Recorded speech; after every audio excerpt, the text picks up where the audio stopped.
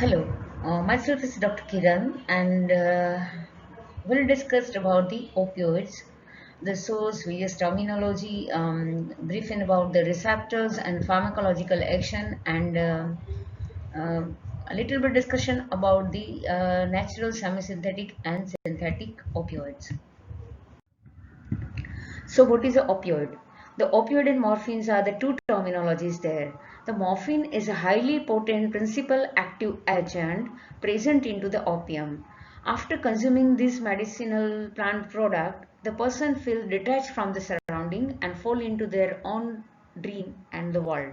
So, by the impact of this medicine, the name was given by an uneducated person who is the pharmacist friend who identified the effect of this plant and given the name the god of dreams.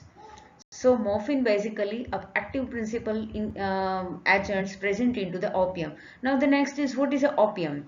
The Papaver somniferous plant having these flowers and poppy capsule. So dark brown resinous material obtained from the poppy capsule, that is known as a opium. So opium, opo means juice. It is a juice of a poppy capsule. Here you can see that here the juice is there. After drying, that juice is collected and that is used for the isolation, purification and preparation of a medicine. After drying of that capsule, you can see here the seed.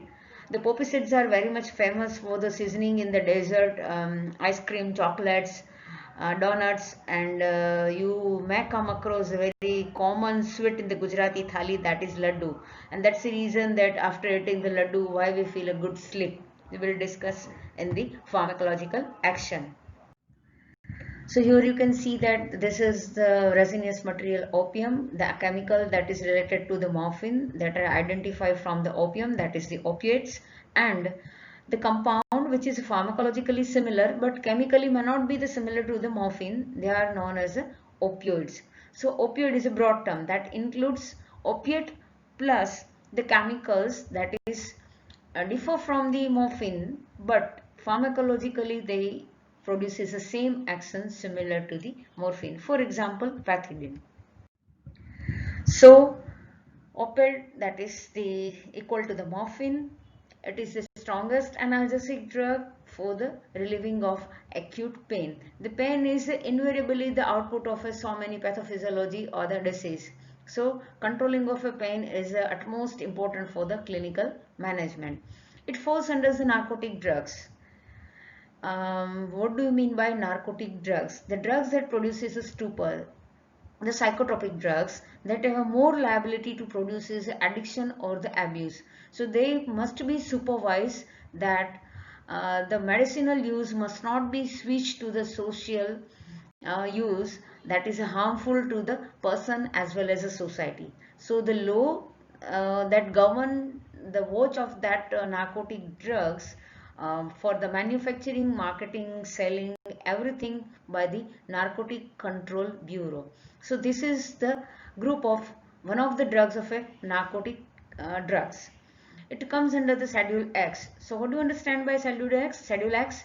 The Schedule X is it required this double prescription. The one prescription should remain with the patient, but another prescription must be remain with the selling pharmacist. They have to keep in record for the 2 years, and they have to show this record to after the selling of these drugs by whom and for the which purpose. So that is the basic idea about opioid and morphine and related term. Now this opium contains the pharmacologically two important alkaloids, the phenanthrene derivatives and the benzoisoquinoline derivatives. The phenanthrene derivative is a morphine, codeine and thebaine.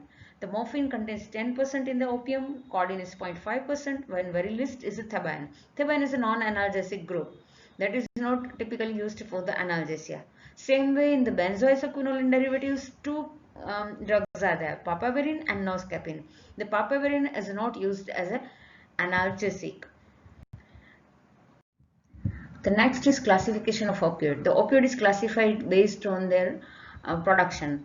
The first one is a natural opium alkaloid, that is a morphine and codeine. Slight modification of this basic natural compound give rise to the semisynthetic opioid, that is the diacetylmorphine and the pholcodeine. Here the morphine is converted into diacetylmorphine and the codeine is into pholcodeine. The purely synthetic opioids, that is the pethidine, fentanyl, alphentenyl, sulfentanyl and ramifentenyl group, all Me Too drugs, then methadone, dextropropoxifen and the tramadol. This classification is according to the complex action of opioids based on their receptors that were discussed in the part 2 in the drug discussion.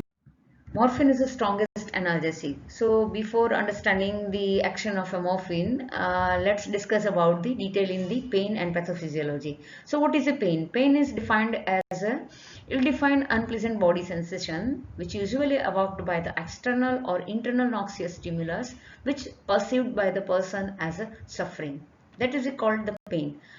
The noxious stimulus means tissue injury that is within body or outside the body that provoke the signals that is reaches to the CNS and it is perceived as a body sensation.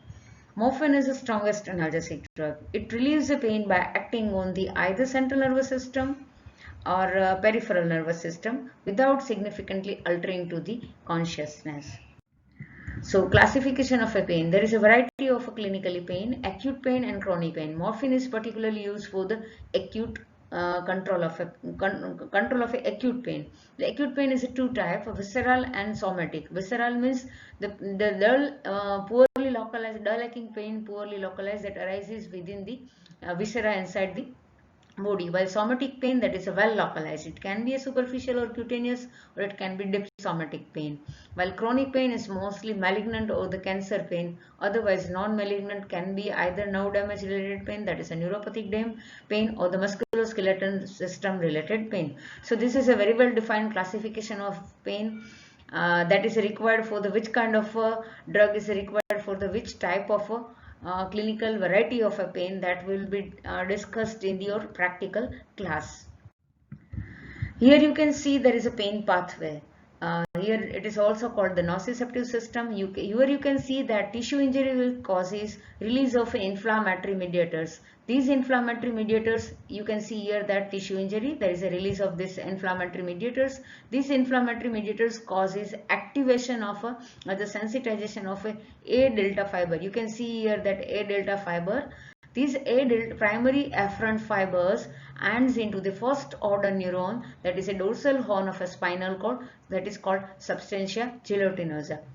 From here the signals will send to the contralateral side of a spinal cord and it passes to the spinothalamic tract to the higher center, from the thalamus to the cerebral cortex. Here there is a pain modulation, sorry, it is a pain perception and the relay and relation of a pain signals to the cortex. From there is a descending track is there. This descending track will causes inhibition of a signals that passes from this to this. So because of a descending pathway, the pain will subside, right? So this is about the ascending pathway of a pain as well as descending pathway of pain. One important thing to understand in pain pathway, that is a gate control mechanism at the spinal cord. You can see here that if gate is open at dorsal horn of the spinal cord, the pain impulses passes through the dorsal horn to spinothalamic tract and reaches to the brain and person feel the pain.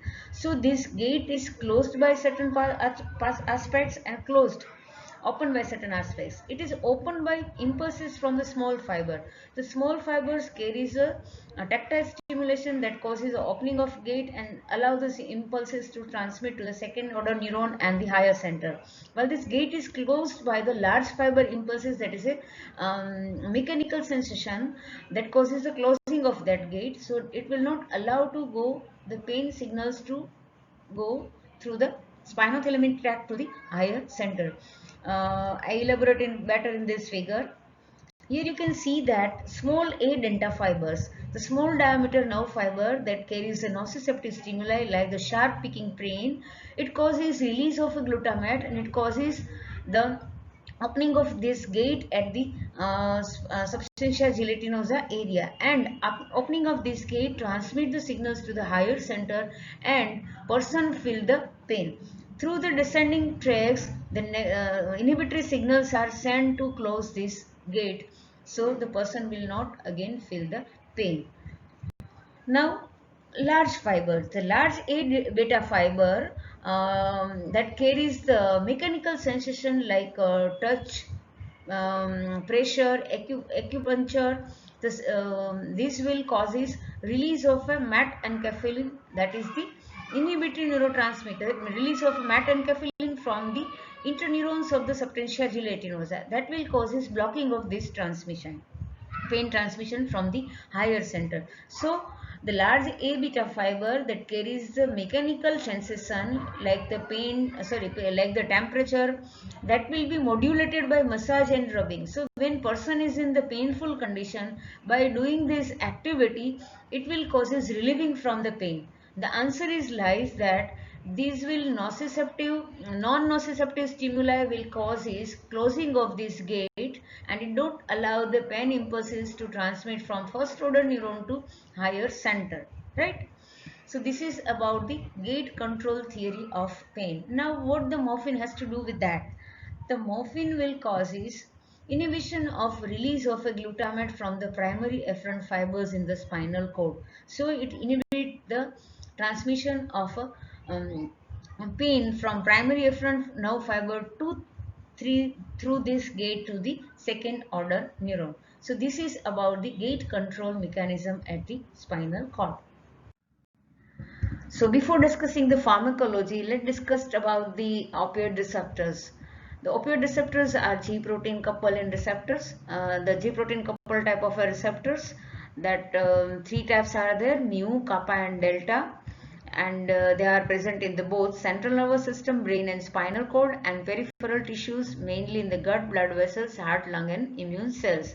The morphine or opioid exhibits its all the majority pharmacological action by agonistic action on the more in the mu than the kappa and delta. Here you can see the transducer mechanism. Agonist binding to the G protein coupled receptor. Here the opioids, by binding onto the G protein coupled receptor, there is activation of a G protein. These G protein will cause is induction of second messengers. Which are these second messengers that is induced by the opioid? The one is inhibition of a guanyl cyclase. There is a decreases adenyl cyclase activity and activation of a channels, potassium channel as well as voltage gated calcium channels. You can see that whenever there is a potassium channel or the voltage gated calcium channel activated, there is a hyperpolarization of a cell is there. When hyperpolarization state of a neurons is there, decreases the release of a neurotransmitter. So that is the action of a morphine at the spinal cord, that it decreases the release of a neurotransmitter from the primary efferent nerve ending. So this is about the G protein coupled receptor and the transducer mechanism induced by the opioid.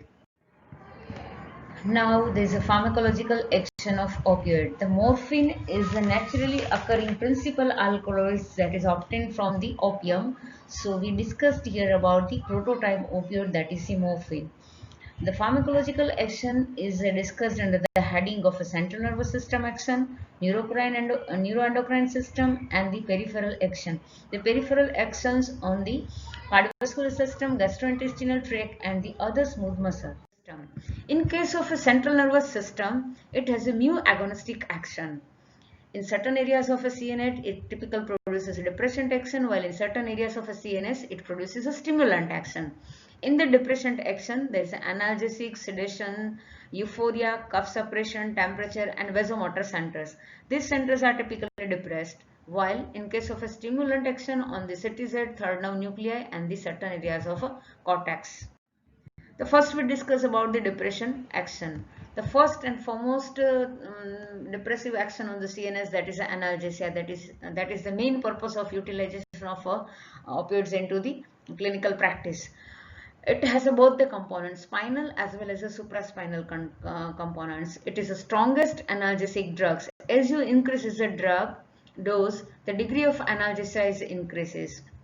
It relieves better the visceral pain. Acute pain but visceral pain, that is a very dull and poorly localized pain. It relieves better the nociceptive pain than the neurotic pain.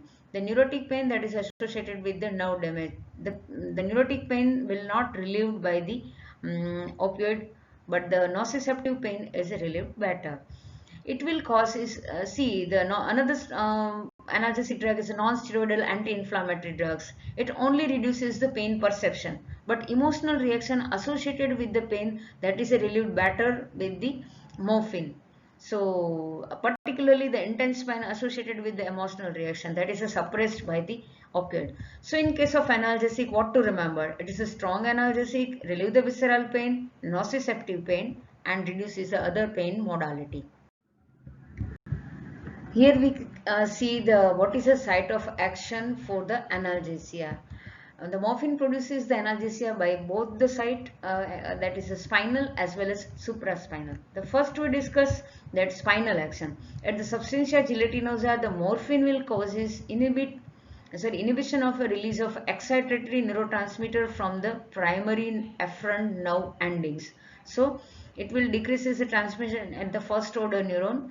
Then second most important action is that it augments the descending pathway, impulses through the descending pathway that inhibit the gait and the pain transmission. Same way, it causes the modification of a pain processing and interpretation at the higher centers into the medulla, cortex and the thalamus. So it has both the components, spinal as well as supraspinal. The pain signals, pain modulation, then pain processing and the pain transmission. All the process of a pain pathway will be affected or inhibited by the morphine. Now the second important is the sedation. The sedation produced by the opioid is different from the hypnotic drugs. Just person feel the drowsiness and mental dullness, inability to focus on work, but it don't associate it with the motor in coordination. In case of a diazepam, that is a typical sedative hypnotic drugs, it has an anticonvulsant action and it relaxes the muscle. It is also central muscle relaxant, but here the opioid is not associated with motor in coordination. In fact, at the higher doses, it may provoke the convulsion. If person consuming the toxic dose, then person from the sedative effect passes to the coma.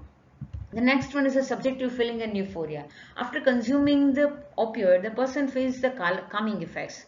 The feeling of a detachment from the surrounding, lack of initiative or inability to concentrate. If normal person consume the opioids, these are the unpleasant feelings. But euphoric persons, anxious person, they perceive the pleasurable floating sensation that is known as a high. So what is a high? The anxious person perceives the pleasurable floating sensation. On rapid intravenous injection, the patient feels intensely pleasurable feeling that is known as a kick and the rush. This kick is responsible for the person to feel the same effects pass on to the medicinal use to the non-medicinal use, that is the drug addiction. So fourth action on the CNS is respiratory depression. It will causes the depression of a respiratory center in the dose dependent manner. So as you increases the dose, chances of a respiratory depression is there. The toxic dose leads to the respiratory failure, and that is the most common reason into the cause of a death in the morphine poisoning patient. The respiratory depression is not much problematic in the normal person. But in case of a pre-existing condition, for example, COPD, core pulmonary patient of asthma, it is a problematic. Plus, the person with the other sedative drugs, CNS depression drugs, then person with the liver and kidney damage, because the defective metabolism and defective excretion that leads to the retention of more drugs into the plasma, and it causes the depression of a respiration. Initially, there is a neurogenic drive, then hypercapnic drive, and later the hypoxic drive leads to the suppression of continuously the respiratory center. Neurogenic means initially It causes the respiratory center depression. Because of the respiration is depressed, CO2 is retention into the brain. So hypercapnic stage leads to again the suppression of more respiratory centers, and because of a decreases the ventilation, the person suffer from the hypoxia. So in the last stage, hypoxic drive leads to further suppression of respiratory center. So this is about the depression of respiration. Next, another three centers are depressed, that is a cough. The cough suppression, one of the second after the analgesia, the second important use of this group is a cough suppression. Then temperature, depression of a temperature centers leads to hypothermia. Then vasomotor centers, that is only, so it's a temperature center depression and the vasomotor depression that exhibit at only higher doses, that is in the opioid addicts or the morphine poisoning patient, and that leads to the fall in the blood pressure as well as hypothermia. So this is about the depression of a central nervous system action. The first we discussed is analgesia, second is a sedation, third one is euphoria, fourth one is a respiratory depression, fifth is a cough suppression, and there is a temperature center and the vasomotor suppression, center suppression. Now we see that there is a CNS stimulant action. In the CNS stimulant, the cetirizine leads to nausea and vomiting. So morphine or the opioid addict patient having a complaint of a nausea and vomiting. Then third, now nuclear stimulation that leads to meiosis. This is the most important part for the diagnosis of the morphine or the opioid addicts, the permanent meiosis. Then vagal center activation, that is a bradycardia, and there is a rigidity as well as convulsion and immobility, that is due to CNS stimulant action. These actions are more marked and prominent at the higher doses or the toxic doses, that is in the addict patient or the poisoning cases. So this is overall action on the CNS system.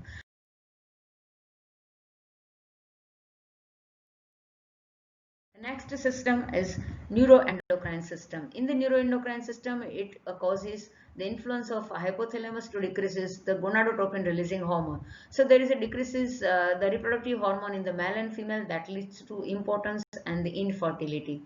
That is the impact of a neuroendocrine impact of opioids on the neuroendocrine system.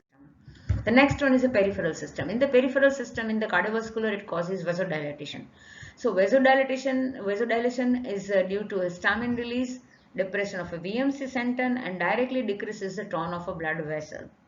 So because of a vasodilation, what happens? There is a shifting of a blood from pulmonary circulation to the systemic circulation. This action of opioid is utilized for the patient with myocardial infarction, or there is a congestive heart failure. In case of a congestive heart failure or myocardial infarction, the back pressure leads to the pulmonary edema. So at that time, opioid, the shifting of blood from the pulmonary circuits to the systemic circuit will causes relieving of a pulmonary edema and improvement into the dyspnea. So this is the reason that opioid is used into the acute left ventricular failure. It decreases cardiac output and at higher doses causes a cerebral vasodilation. Second system, that is a gastrointestinal tract. Here in the figure you can see that opioid receptors are present on the enteric nervous system as well as the submucosal myenteric plexus, right? So it affects to both fluid dynamic as well as the motility. It decreases all the gastrointestinal secretions. So there is a drying up of food materials or in the lumen of an intestine, and it increases the tone of a smooth muscle but decreases the propulsive movement. At the same side time, there is a closing of a sphincter and decreases the movement, causing the stuck of the food particles into the part of intestine. So that leads to the constipation. Almost all the pharmacological action on the chronic use of opioid develop the tolerance. So person will not feel that effect, but regards to the constipation, that action will not develop the tolerance. So that is another important features, that morphine addict having a history of a chronic constipation. So the last system in the peripheral action is the smooth muscles, that is GIT, GUT and respiratory tract. GIT, that is a biliary colic. GUT, it increases the tone of a detrusor muscle and relaxation of a bladder sphincter. So that produces a urinary urgency. Then insignificant effect on the uterus and respiratory tract, it causes a bronchospasm. So it may causes the precipitation of attack into the asthmatic. So be cautious about in the bronchial asthma. This is the summary of a pharmacological action according to the receptors: mu receptors, kappa receptors and delta receptor. The location is a spinal as well as a supraspinal. All the three receptors are mostly spinal and supraspinal. The effects are the same pharmacological action, that is analgesia, respiratory depression, sedation, euphoria, meiosis, physical dependence and constipation, and effect on the smooth muscle. But how these receptors are differ from each other on the action, that the mu receptors typically produces euphoria while kappa receptor produces a dysphoria. That is the opposite effects to the mu receptor, and delta receptor will produce is a affective behavior. Otherwise, more or less all the three receptors are associated with the all pharmacological activity except this mood component. They are differ in only that sense. Now the next is adverse drug reaction of opioid. Here the three division is there. One, the side effects or the adverse drug reaction that appear at the normal dosage. You should be cautious about while giving a added standard normal dose. While adverse drug reaction when consumption of a toxic dose, and on chronic repeated use, the different set of adverse drug reaction appear. The first one is adverse drug reaction, that is the side effects. What is a side effect? Side effect is the extension of a pharmacological action. Means in CNS, except the analgesia, there is a sedation, mental clouding, euphoria, then vomiting, constipation, fall in the blood pressure, respiratory depression, effect on the smooth muscle, that is the urinary retention, and the meiosis, blurring of a vision, particularly more common in the elder people. So these are the unavoidable unwanted pharmacological action list. So that is called side effects. Second one is just like the other drugs, this drug is also having a history of adverse drug reaction of idiosyncrasy and the allergy.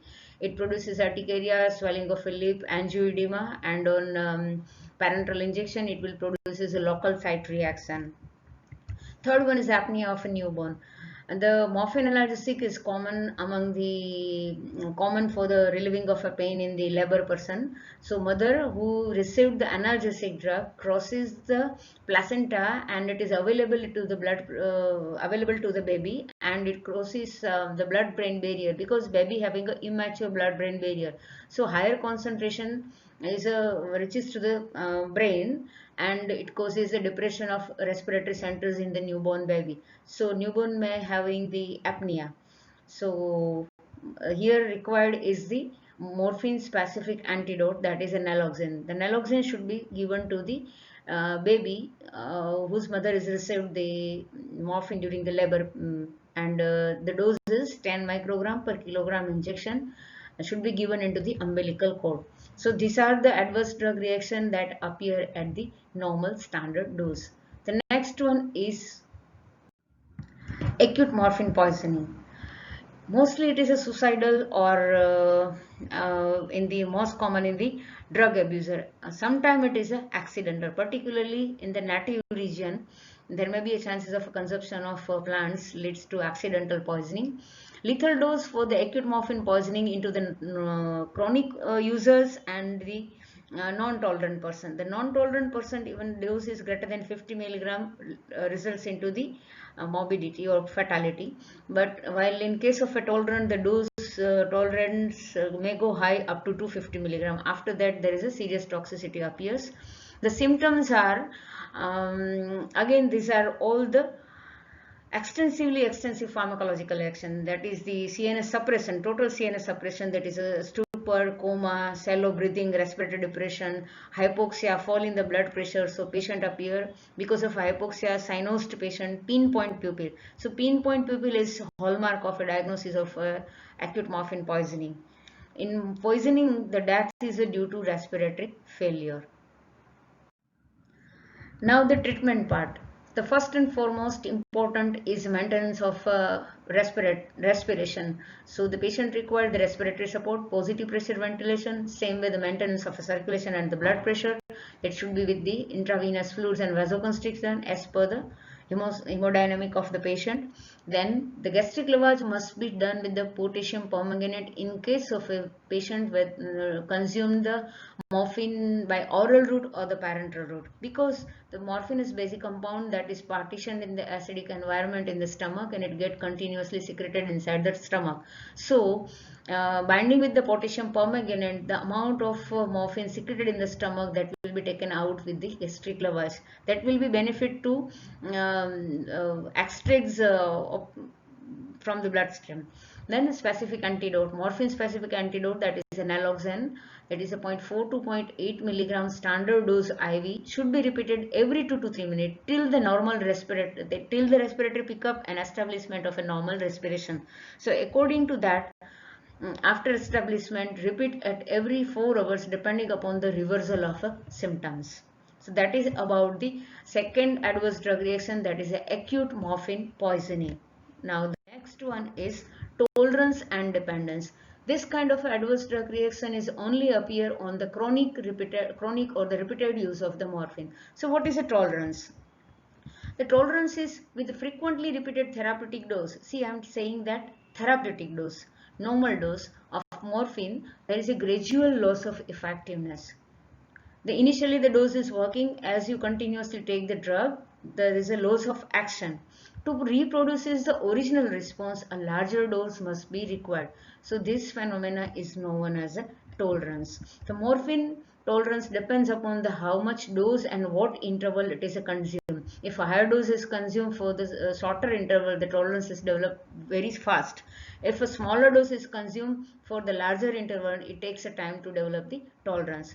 Here the tolerance appears both by pharmacokinetic tolerance as well as pharmacodynamic tolerance. So what do you understand by pharmacokinetic? Pharmacokinetic tolerance means after administration of a drug, the drug will do the changes in the absorption, metabolism or excretion pattern. Because of that, lower amount of a drugs retained in the plasma, which is responsible for not giving the therapeutic effect. Or pharmacodynamic tolerance. The pharmacodynamic tolerance can be explained on the basis of changes at the cellular receptor level. The receptors are adapted in presence of that concentration of a drug, that it will set a new physiological equilibrium. So that setup is changed after the chronic administration of a drug. So that is the pharmacodynamic tolerance. Here the cross tolerance is also possible with the morphine and the other central nervous system depression drugs. For example, sedative hypnotics, then anesthetic agent. They should be cautious because there is a cross tolerance is there. Then high degree of a tolerance leads to the higher abuse liability, and that is the major limitation of opioids not to be used in the chronic pain. It is much more common in the medical and paramedical persons. Why? Because they have easy accessibility, and also to the among the natives in the Orients, because again the easy accessibility drugs make the person perceive that effect of a drugs that leads to the drug abusing. So the tolerance developed to all the action of a morphine except constipation, meiotics and convulsion. This is the most favorite question in Viva, MCQ and everywhere, that which action of a morphine do not develop the tolerance on the chronic use, that is the constipation and meiotic and the convulsant action. Now what should be the treatment? The treatment is, see, because of a tolerance there is a cellular level changes in the certain receptors as well as enzymes. So in case of a tolerance, the glutamate receptor is associated with the NMDA activity. So excessive NMDA is associated with the tolerance. So NMDA antagonist is one of the agent that associated with the management of a tolerance, that reverse the effect of morphine. Second one is nitric oxide synthetase enzyme. Excessive activity of NOS enzyme leads to the cellular changes, and that resists to the morphine effect. So inhibition of this nitric oxide synthetase activity will reverse the cellular changes. So these two drugs are used for the management of opioid tolerance. Now the next is dependence. So what is a dependence? There is a two kind of a dependence is there. Physiological dependence and psychological dependence. The physiological dependence is defined as the characteristic withdrawal of withdrawal symptoms or the abstinence syndrome when the drug is stopped or the antagonist is administered. Here the two part is there. If you stop the chronically used drug, if it is stopped, there is a characteristic withdrawal symptoms. Or if you give any antagonist and it produces a typical symptoms. The physical manifestation, that is the known as a withdrawal symptoms. These withdrawal symptoms are exactly opposite to condition for which the drug is used. For example, morphine is used for the analgesia calming effect, and then it causes lowering of a blood pressure. Here the effect is totally opposite to it. There is aggression, goose flesh, anxiety, fear, restlessness. Then instead of a constipation, there is a diarrhea, dehydration, then rise in the blood pressure, heart rate, palpitation, and the excessive CNS action, that is a delirium and the convulsion. The dependence is due to the drug seeking behavior of the patient. So what do you understand by the drug seeking behavior? Once any drug is consumed, that drug property leads to the patient again and again taking of a drug. So repeated intake of a drug, that is known as a drug seeking behavior. Why this happened to morphine only? If any person consume the paracetamol or antibiotic or muscle relaxant, why they don't take the repeated that drugs, but why only the opioid is responsible for the creating a drug seeking behavior? The reason lies behind the reward phenomena. It operates the reward phenomena within brain. So what is the reward phenomena? Reward pathway. The reward phenomena is depends upon the activation of a reward pathway. So what is a reward pathway? Reward pathway starts from the VTA area, that is a ventral tegmental area, nucleus accumbens and prefrontal cortex. This is known as a reward pathway. The CNS depression drugs, opioid, causes the activation of this reward pathway. This reward pathway leads to self-stimulation of the neural circuit, and as a result of that, patient do the acquisition of a pleasure, means having a positive impact, and avoidance of a pain, that is a negative impact. So overall the patient having a pleasurable mood and effects, and that is the known as a reward, right? So the reward pathway activation and the reinforcement property leads to this drug, to the repeated intake of a drug, that is known as a drug seeking behavior. Other drugs which produces a drug seeking behaviors are the alcohol, opioid, cocaine, heroin, and other CNS stimulant drugs. Here you can see in the pictures there is a typical withdrawal symptoms of the opioids. They are exactly opposite for which the drug is used. Now the next is management. For the immediate acute suppression of a reaction, the morphine is the only solely drug to be given. But if you, that is a temporary control of the symptoms. But after that, how to manage with that dependence or the withdrawal symptoms? The withdrawal of a drug, any drugs require the substitution therapy. Means not the morphine but equivalent or the equivalent to the morphine but having a lower potency as well as lower abuse liability substance should be chosen for the substitution therapy.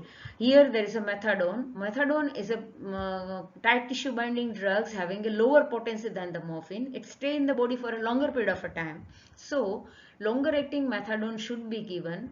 Initially there is a tapering of a morphine and side by side the administration of a methadone. After the 3 to 4 days, if patient the symptoms are set, then gradual withdrawal of a methadone is also there. Apart from there is a strong emotional support and social supports by the close person or the family members. Sometimes there may be a need of a rehabilitation centers which apart from the medicinal support, they provide the emotional support, recreational activities, meditation, yoga. With the help of everything, the dependence or withdrawal symptoms can be controlled and the patient should be taken away from the dependence. So this is about the morphine drug dependence. Now the next is the precaution and contraindication. The precaution and contraindication, again you can derive this list from the pharmacological action. Then CNS, the most important one is respiratory depression. So infant, elderly who have a deficit metabolism and excretion of a drug, head injury patient, and the pre-existing respiratory disorder patient should be cautious to use morphine. They are more sensitive to the respiratory depression. Head injury patient, there is a strong contraindication of a head injury patient, because in head injury patient, by depressing the respiratory center, this patient develops a marked respiratory center depression. So because of the respiratory center depression, there is a retention of carbon dioxide, and that will increases the intracranial tension. Another thing, the morphine pharmacological action that is interfere with the assessment of a progression in the head injury cases, the Glasgow scale. This scale is utilized 6 to 7 symptoms. From that, the head injury patient is recovered or not, that is access. These symptoms are the pupillary dilatation, nausea, vomiting, and sensorium. If it is already altered by the opium, then the neurophysician cannot derive that it is an effect of opium or it is an effect of a treatment that patient is recovering or not. So yeah, the head injury patient should not receive the opioid. The third one is undiagnosed acute abdominal pain. See, opioid is the best drug for the visceral pain, but until the diagnosis is not there, opioid should not be given. Because if opioid is given without the diagnosis, the pain is relieved, but underlying pathology may aggravate and leads to the emergency condition. Then urinary retention. Elderly male patient should not receive because there may be chances of prostate hyperplasia and there is a urinary retention. Then unstable personality, they more passes into the abuse liability. Hypothyroidism and liver kidney disease, they are more sensitive because the deficit metabolism and deficit excretion, reduced excretion. Then epilepsy and biliary colic, that may be provoked by the opioids because they already causing the biliary pain or spasm of biliary muscles. And hypotensive state, the pre-existing hypotensive patient may again further develop the hypotension, and there may be a problem or the emergency. So this is the nothing but it is a list of the pharmacological action that is not required and that may be prove the danger. So that is the list of contraindication. Second naturally occurring drug, it is codeine. It is methyl morphine. In the body, partially it is converted into the morphine.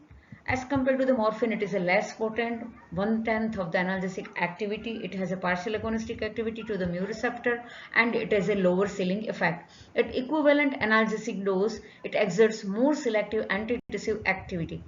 And the adverse drug reaction, the constipation at the analgesic dose, that is the most prominent. So in certain cases, the codeine may be used in the diarrhea for the decreases the frequency. It has a very less abuse liability.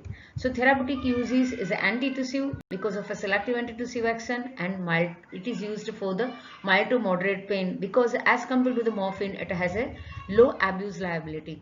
No parenteral preparation is available about the available for the codeine. So this is about the codeine. What to remember about the codeine? It is a methyl morphine natural compound, less potent, less abuse liability, less analgesic activity, but the most prominent action is antitussive, and that antitussive, there is a most prominent adverse drug reaction is constipation. It is used prominently as an antitussive agent and the mild to moderate pain. The third one is a fall codeine, that is similar to the codeine and it has a less adverse effects, that is the constipation side effect. Another one, the semi-synthetic derivatives, that is the heroin. The heroin is a diacetylmorphine or the diamorphine. It is a 3 times more potent, plus it is a highly lipid soluble, so easily crosses the blood-brain barrier and it produces very effervescent action. So there are the likely chances of a highly drug abuse and the drug addiction. So these drugs has been favored to elicit the drug trafficking or the illegal drug trade. That's why it is banned in the most of the countries, including the India. So this is about the naturally occurring opium as well as semi-synthetic opioids.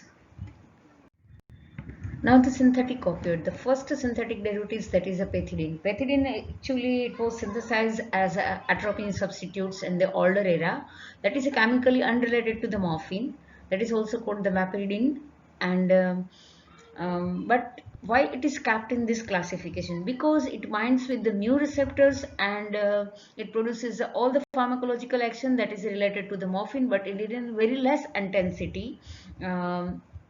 And its effects is antagonized by the naloxone, so it confirms its activity at the opioid receptor, but it is chemically not related to the morphine. So it is a basically opioid compound, and it produces the analgesia effect on the smooth muscles, central nervous system related. All the effects are similar to the morphine but in the less intensity, except the one change is that is tachycardia instead of a bradycardia. By suppressing of a vasomotor center, the morphine produces the bradycardia, but instead of that, pethidine produces a tachycardia because of anti-muscarinic, anti-vagal action. So that is the differences in the pethidine to morphine.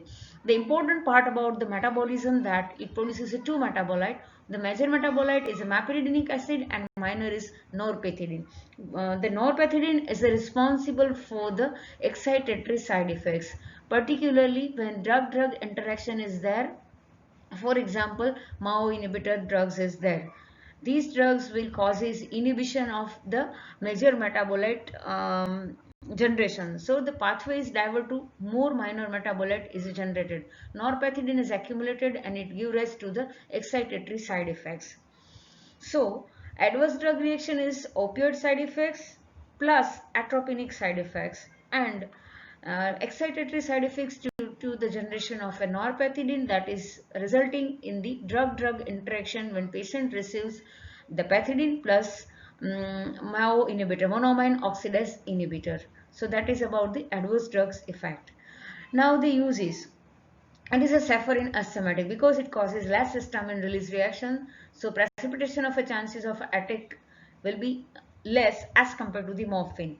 So the drug of a choice for the analgesic in asthmatic as well as during the labor, because it causes less neonatal respiratory depression. So what you should remember about the pethidine, that instead of a bradycardia, it produces a tachycardia. Side effects: opioid plus atropinic compound, excitatory side effects due to norpethidine generation, and it is a drug of choice for the asthma as well as analgesia during the labor. So this is all about the pethidine. Second important opioid is fentanyl. Fentanyl is a pethidine congener and it is 80 to 100 times more potent than the morphine for producing the respiratory depression as well as analgesia. But at the same time, it has a less cardiovascular effect. Because it has a very high lipid solubility, so crosses the blood-brain barrier and follow the redistribution. The drugs which is a highly lipid soluble on intravenous injection, it first crosses the blood-brain barrier and reach concentration at the central nervous system will produces the faster onset of action. So peak analgesia is obtained within the 5 minutes and it starts wearing off after 30 to 40 minutes. The total elimination is about the 4 hours. So that effect is utilized during the anesthesia. So intravenous fentanyl is purely or exclusively used for the anesthesia purpose. Remember, not analgesia but anesthesia. Second, dosage formulation. See, fentanyl is available with a different dosage formulation, intravenous as well as transdermal fentanyl. In the chronic pain, cancer pain and terminal pain, there is a longer duration of a treatment is required. So we don't prefer the antral or parenteral preparation. So transdermal fentanyl is used as an analgesic for the chronic pain. Purpose is here, the minimal amount of a drug is delivered in the blood circulation for a longer period of a time. So it is intended to produce less chances of a tolerance as well as dependence and the addiction. The buccal use is also famous, particularly for the pediatric patient, but it is not available for the oral route. Third synthetic opioid is methadone, that is a pharmacologically similar to the morphine. The difference is its important pharmacokinetic feature that it has a tight tissue binding nature, tissue protein binding nature. So on repeated administration, it accumulates in the drug and it has a longer duration of action on the repeated administration and good oral parenteral ratio. So, because of a slow onset and persistent nature, it is incapable of giving rise to the kick, and abuse liability is rated lower than the morphine. So, it has a low abuse potential, no kick, and very slow development of tolerance, and because of that reason the methadone is preferred for the substitution therapy of opioid dependence. See, opioid dependence person, when they stop taking the drugs, the withdrawal symptoms appear. To control the withdrawal symptoms, instead of a morphine, the methadone is a substitution. It is known as a substitution therapy for the opioid dependence. 1 milligram of a methadone is equal to 4 milligram of a morphine or 2 milligram of heroin, or the 20 milligram of a pethidine should be started to control the withdrawal symptoms in the opioid dependence. After 2 to 3 days of subsidence of the starting, after the 2 to 3 days of a methadone substitution, it gradually withdrawal. Another therapy is, there is a methadone maintenance therapy.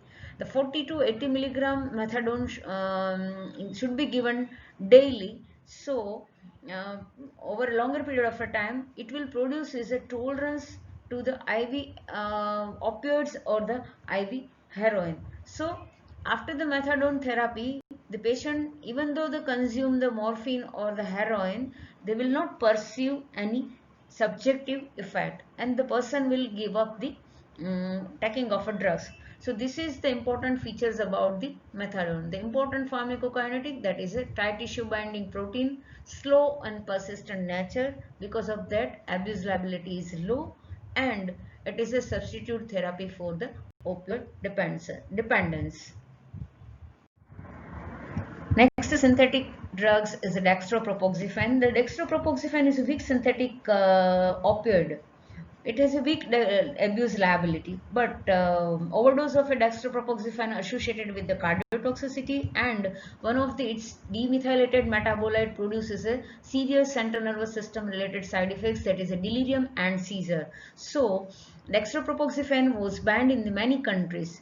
Previously in India, the dextropropoxifen was available with other analgesic drugs like paracetamol, but since 2030, every fixed dose combination FDC with dextropropoxifen were banned in the India.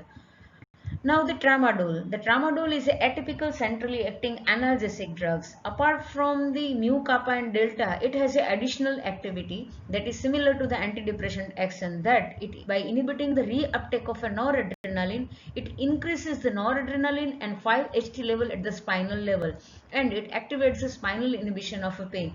Rest of the all pharmacological action and rest of the profile of a tramadol is similar to the morphine. The abuse liability is low, but it produces a less intense all the opioid side effects as it interacts with the mu, kappa and delta. It produces a CNS related side effects, and cautious about the epilepsy because it provokes a seizure. And don't give with the SSRI because the serotonin syndrome is associated with this tramadol, because it has one of the action is to enhance his serotonin level. If these drugs plus this SSRI will produce is a tremendous level of serotonin at synaptic level, will give rise to the serotonin syndrome. So drug-drug interaction is with the SSRI. The tramadol is used for the mild to moderate short-lasting pain due to diagnostic procedure, injury or the surgery, but it is not effective for the chronic pain.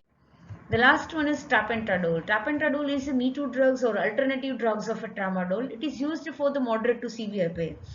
The evidence-based data is lacking that tramadol is a superior or the tapentadol is a superior. But rest of the features of the adverse drug reaction all are similar with the tramadol. So this is about the ending of all the synthetic compounds, morphine, codeine, then later on semi-synthetic, that is the pholcodeine, and dimorphine or diacetylmorphine, that is heroin. So that is not in the use at all. And the synthetic compounds are pethidine, dextropropoxifen, then tramadol, tapentadol and the fentanyl. So this is the ending of this first part of a lecture. So this is the ending of a part 1 lecture. The remaining part, that is the complex action of opioids, endogenous opioids and therapeutic uses, will discussed into the part 2 of the opioid lecture. Thank you. Have a nice day.